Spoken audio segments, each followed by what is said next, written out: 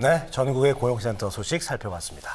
자, 이번 시간은요, 취업시장의 분위기를 살펴보고 저희들이 거기에 맞는 전략을 세워보는 시간이죠. 취업의 기술입니다. 네, 요즘 보면 공개 채용이 한창 진행이 되고 있기 때문에 네. 이 합격을 하신 분들 또 불합격하신 분들 굉장히 희비가 갈리는 시기입니다. 이럴 때 좀 마음 다잡기 힘드신 분들 많을 것 같은데 이 시기 이용해서 트렌드가 어떤지 전략 한번 다시 재점검해 보셔도 좋을 것 같습니다. 메가넥스트의 전창현 팀장님 나오셨어요. 안녕하세요. 안녕하십니까? 반갑습니다. 어서 오십시오. 반갑습니다. 안녕하세요.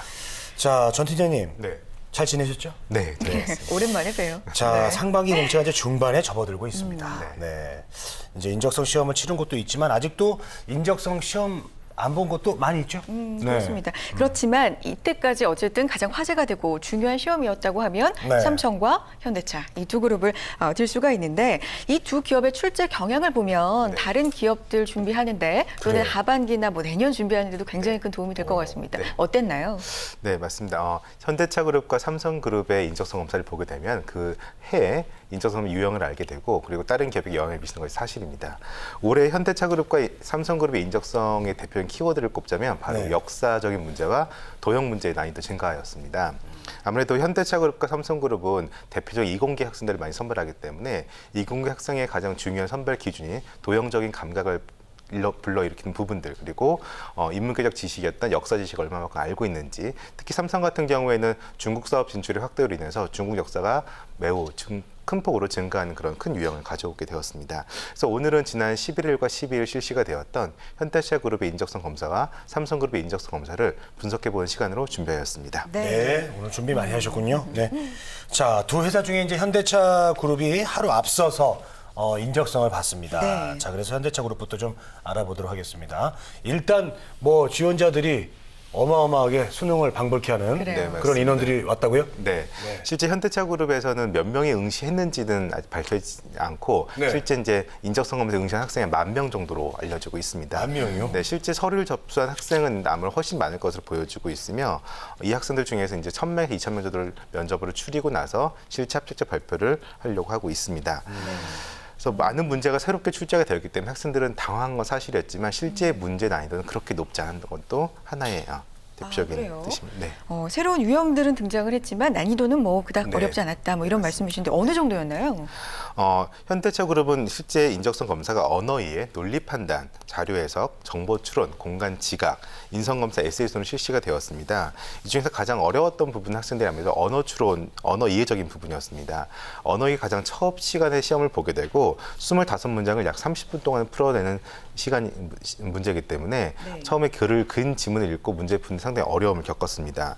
제시문을 다 읽고 나서 문제를 풀면은 실제 어렵지가 않았지만 주어진 시간이 짧기 때문에 제시문을 다 읽지 못하고 문제를 풀어내는 경우도 많았으며 여기서는 아무래도 짧은 시간에 얼마만큼 많은 글을 읽어내느냐 이 읽어내는 속도가 아무래도 합격에 당락을 가리는 것으로 보여지고 있습니다. 네. 그래서 아무래도 글 읽는 속도를 많이 연습하는 학생이 좀 더 좋은 점수를 얻었던 것으로 보여지고 있습니다. 네. 속도 그러니까 얼마나 빨리 많은 글을 읽고 읽었냐. 그렇죠. 네. 많이 이해했느냐, 빨리 이해했느냐 이게 속도 좀 연습을 좀 중요했던 것 같습니다. 많이 해야겠네요. 자, 지금 표를 아까 봤는데. 네.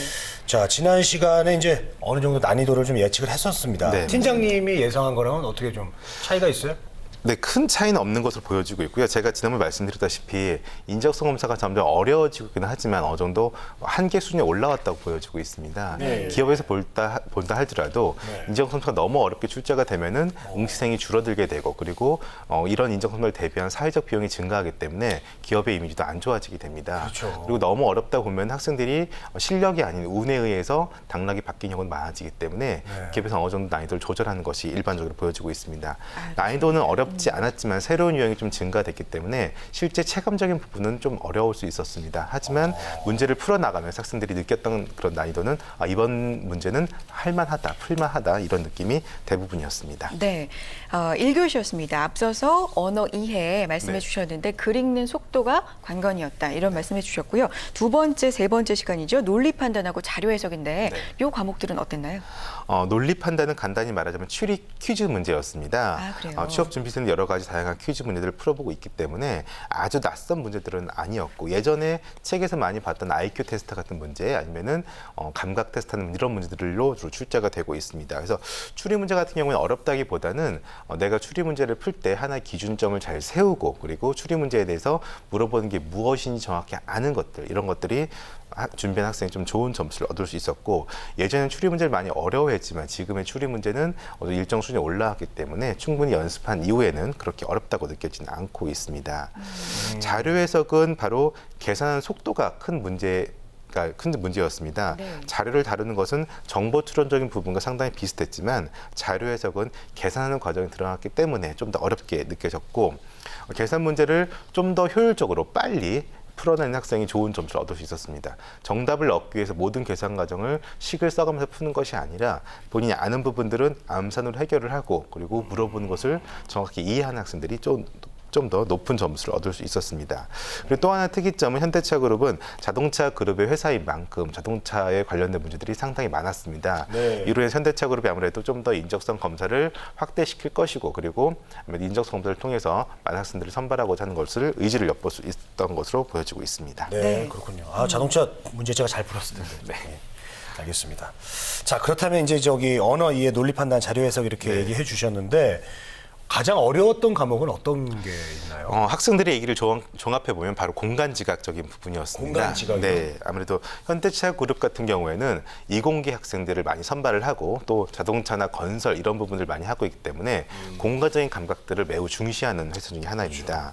그래서 예전에는 많은 학생들이 어느 정도 풀었다 이런 느낌이 많았지만 올해는 거의 반도 풀지 못한 학생의 대부분이라고 알려지고 있습니다.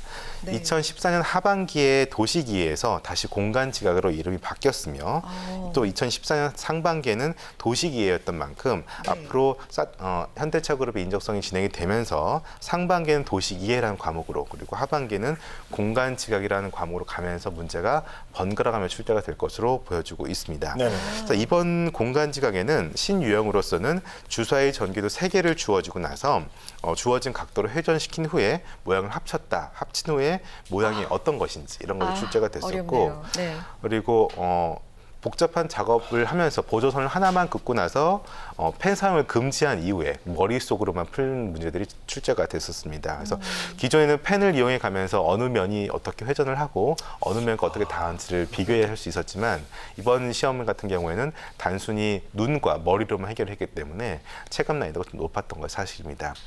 공간 지각 문제를 지금 함께 보시고 있을 텐데요. 공간 지각 문제를 보시게 되면은 공간 지각을 잘 푸는 것들의 방법은 하나의 기준점을 정확히 세우는 것이 중요합니다. 기준점. 네, 그래서 도형적인 부분들이 여러 개 나오기 때문에 이 도형 여러 가지 면을 한 번에 비교하기보다는 내가 이 도형에서 어느 기준점이 어디로 가는지, 어느 면으로 가는지를 그 기준점을 대상으로 판단을 하면은 좀 더 쉽게 판단할 수 있을 거고요. 아무래도 시험장에서 펜을 쓰지 못하기 때문에 학생들이 어려워하는데 나만 어려운 게 아니라 모든 학생이 같이 어려운 부분이 있다는 거 잊지 마시고 네. 좀 당황하지 않는 것도 하나의 방법 중에 하나일 것 같습니다. 알겠습니다. 자, 그래요? 현대자동차그룹 전체적인 인적성 검사 HMS에 대해서 지금 알아보고 있는데 네. 현대 자동차에 한해서 실시하는 게 또 있죠. 네, 에세이입니다. 맞습니다. 이 악명이 높습니다. 문제 네. 보면 정말 어려워요. 특히 역사 에세이 굉장히 어려운데 이번엔 어땠습니까? 기존의 역사 에세이는 올해는 조금 쉬웠다는 게 일반적인 그래요. 평가입니다. 오. 네. 2013년대 정몽구 회장께서 지시한 국사 공부를 좀 열심히 해라 이런 취지에 출발한 역사 에세이는 직원이 자신이 그리고 회사를 대할 때 뚜렷한 역사관을 가진 사람만이 좀 더 그 회사를 열심히 일하고 해외에 나갔을 때 높은 성과를 낼 수 있다고 보여지기 때문에 역사 에세이를 상당히 강조하고 있습니다. 올해도 역사 에세이는 2문항이 출제가 되었으며 이 중 하나를 골라 약 30분 동안 쓰도록 하였습니다. 네. 금년도 출제된 문제를 보게 되면은 콜럼버스의 신대륙 발견이라는 사건이 미국 탕생의 긍정적인 의미도 있지만 이와 반면에 약탈이나 노예 제도를 불러일으킨 것 같은 부정적인 부분도 있다. 이에 대해서 어떻게 생각하니 쓰시오 같은 문제가 출제가 되었고요. 네. 또 하나는 현대 자동차의 5가지 핵심 가치 중 역사적 사건과 연결시켜서 이 중 2가지를 역사적 사건에 매칭시켜 서술하는 부분들이 출제가 되었습니다. 이렇게 너무 어렵습니다. 2가지. 첫 번째 문제는 정말 어떤 개인의 가치관이 확실하게 서 있지 않으면 풀기 네, 힘든 문제인 것 맞습니다. 같고 네. 두 번째는 현대자동차에 관련된 것만 안다고 될 게 아니라 네. 역사도 알아야지 네, 또 맞습니다. 연관을 지을 수 있는 그런 문제인 것 같습니다. 이제 결론은 이제 뭐 두 개 다 어렵다는 거죠. 굉장히 어렵습니다. 이거는 수험생들 반응도 어렵다고 하나요? 아니면 잘 푸나요? 작년보다는 좀 쉬웠다는 평가가 그래요? 나왔습니다. 그러니까 작년 같은 경우는 좀 훨씬 더 어려웠지만 올해 같은 경우에는 현대차그룹 핵심 가치를 물어봤기 때문에 네. 핵심 가치 같은 부분들을 학생들이 회사를 준비하면서 충분히 많은 공부를 했을 것이거든요. 그래서 현대차그룹 핵심 가치는 도전적인 실행, 소통과 협력, 고객에 대한 최우선, 글로벌 지향, 인재 존중 이 5가지로 정의될 수 있는데 이 5가지는 많은 학생들이 현대차그룹을 공부하면서 충분히 알고 있었기 때문에 이 5가지 핵심 가치를 역사 사건과 연결시키는 건 상당히 그렇게 크게 어렵지는 않았습니다. 그리고 과거의 사실과 현대차그룹이 앞으로 나아갈 방향을 엮는 것들이 중요했기 때문에 충분히 많은 학생은 대비를 해서 그렇게 어렵다는 평가는 없었습니다.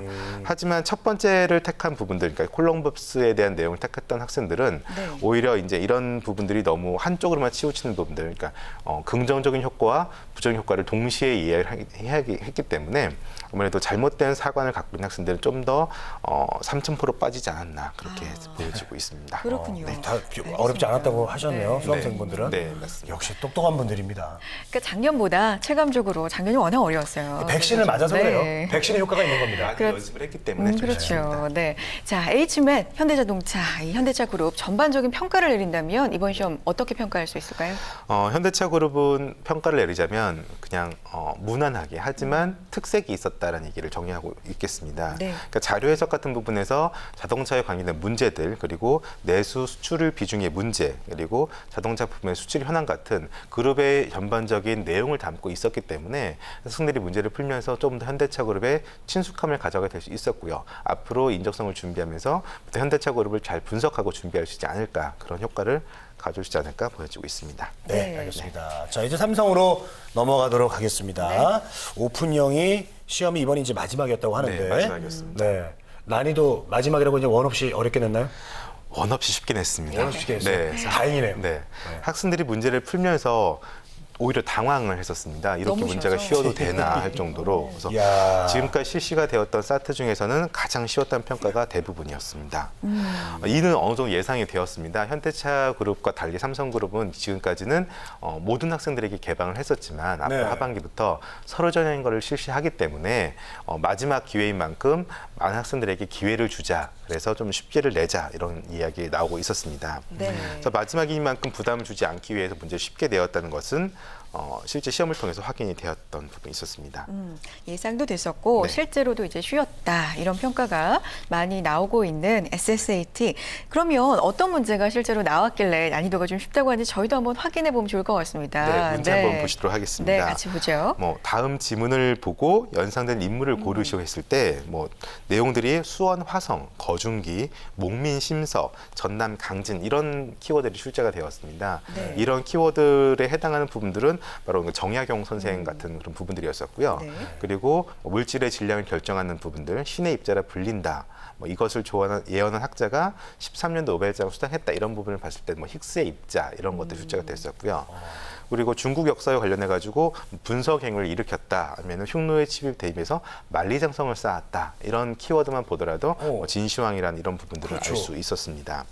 그리고 경제적인 문제와 관련해 가지고 국내 기업의 해외 수출이 늘어나면 외화가 증가할 것인지 감소할 것인지 아니면은 해외의 국가가 긴축 재정을 펼쳤을 때 외화의 공급이 증가할 것인지 감소할 것인지 아니면은 관광을 떠나는 여행자가 늘어나면 외화 수요가 증가할 것인지 감소할 것인지 실제 생활 연결된 이런 경제적 문제가 나왔기 때문에 만약 내가 이런 경제 환율적인 부분을 잘 모르겠다 하더라도 상식적으로 생각하시면 됩니다. 해외 관광을 떠나는 사람이 늘어나게 되면 다행히 그 나라에 쓰고자 하는 외화를 받고자 하는 사람이 늘어나기 때문에 외화의 수요가 증가한다. 이런 상식적인 수준에서 해결하는 문제가 출제가 되었었습니다. 네. 네, 정말로 이 정도면 저도 풀 수 네. 있을 것 같아요. 원래 같았으면 제 수준으로는 마지막 문제를 못 푸는데 저희가 화요일 날 경제 상식 코너를 만들었어요. 경제를 배우고 있거든요. 예, 그래서 배우고 있기 때문에 이 정도도 좀 풀 수 있을 것 같습니다. 네. 예, 그러네요. 쉽네요. 삼성 SSAT 일단은 네. 오픈으로 네. 진행이 되는 많은 사람들에게 기회가 가는 마지막 회의이기도 했고요.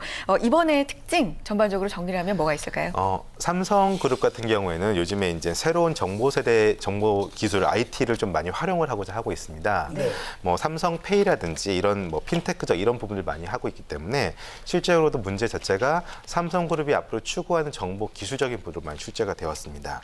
예를 들어서 뭐 핀테크나 아니면은 빅데이터의 개념을 묻는 문제, 그리고 삼성이 요즘에 최근에 관심을 갖고 있는 신성장적인 부분들, 네. 그리고 뭐 일반 화학적인 부분들에 가면은 뭐 차가운 물이 컵에 있을 때 뭐 그 컵에 맺히는 물방울이 생기는 원리, 이런 것들이 출제가 됐었고요.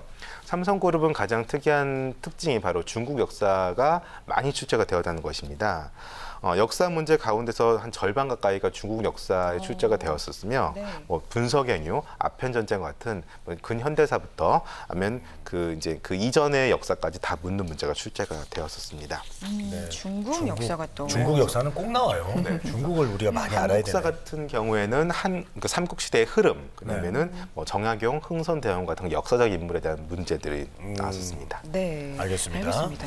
자, 객관식 문제나 어떤 단답형 문제만 출제된 것은 좀 아닌 것 같고요. 네. 또 다른 유형의 문제들은 어떻게 출제가 됐습니까? 네, 삼성그룹의 사트 같은 경우는 계열사마다 좀 유형이 다르게 출제가 되고 있습니다. 네. 뭐 제1기획의 광고책 같은 문제에서는 뭐 느낌표와 물음표의 차이를 그림으로 표현하라, 이런 문제 출제가 됐었고요. 그리고 비밀이라는 단어에 떠오른 키워드를 10개를 제시하라, 이런 것 같은 창의성과 응용력을 묻는 문제가 출제가 되기도 하였었습니다.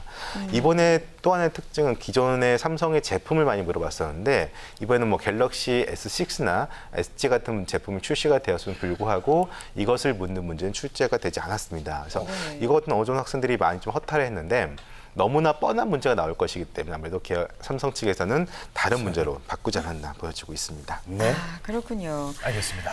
하반기 이제 삼성 전형이 바뀌면서 창의성 면접이 추가가 됩니다. 그래서 이번에 연습 겸 뭐 맛보기 겸 창의성을 좀 보는 문제들이 많이 추가가 되지 않았나, 저는 또 이런 생각이 듭니다.